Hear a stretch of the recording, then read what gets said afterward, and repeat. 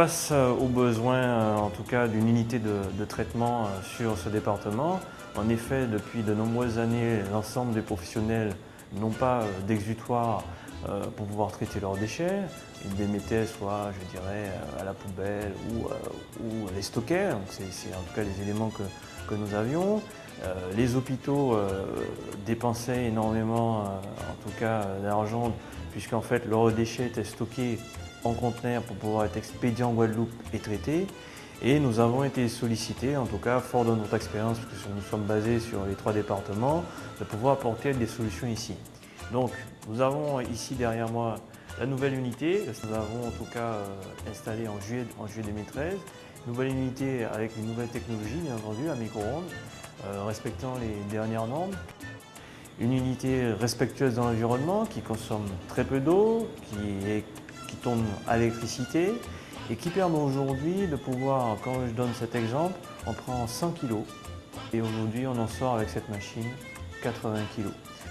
Donc nous proposons une multitude de services pour l'ensemble des professionnels de santé, à savoir tout ce qui est médecin, tout ce qui est profession libérale de santé, infirmier, cabinet, physiothanatropacteur, vétérinaire et bien entendu certains gros établissements tels que l'hôpital, j'ai envie de dire les laboratoires, le cabinet de radiologie, qui sont donc ce qu'on appelle dans notre langage des coproducteurs. Donc, c'est quoi les services de Medical Waste? C'est aujourd'hui proposer la fourniture de contenants, c'est adapté aux besoins des clients. C'est-à-dire, on prend un exemple, il existe différents types de contenants tels que des fûts rigides, des saches plastiques et des cartons plastiques. Dans chaque contenant, nous on fait du conseil pour que les professionnels puissent trier.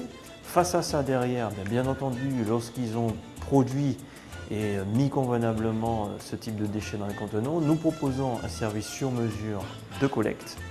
Et puis derrière, une fois que la collecte est effectuée, grâce à notre nouvel outil sur place, nous pouvons donc traiter ces déchets d'activité de soins dans les temps impartis. Donc pour ce faire, nous avons bien entendu un arrêté préfectoral qui nous permet une autorisation. La première étape est l'étape importante de peser, donc une étape importante pour nos clients, pour la traçabilité de la prise en charge des déchets.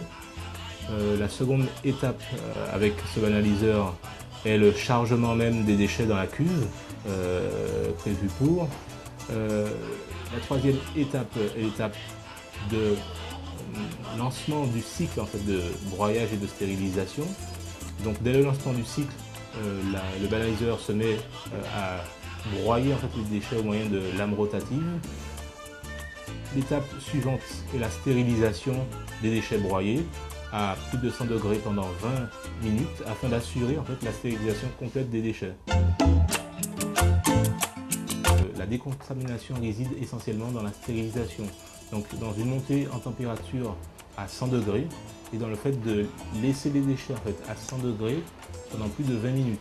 Donc vous avez sur la machine un voilier en fait, lumineux qui indique effectivement qu'on a atteint cette température de 100 degrés et tant qu'on n'est pas resté à 100 degrés pendant plus de 20 minutes, l'appareil continue à chauffer donc au moyen de micro-ondes notamment.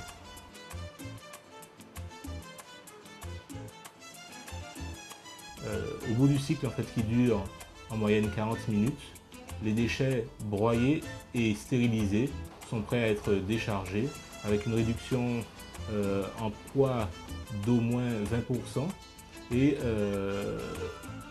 prêts également à être évacués vers la décharge avec laquelle nous sommes conventionnés.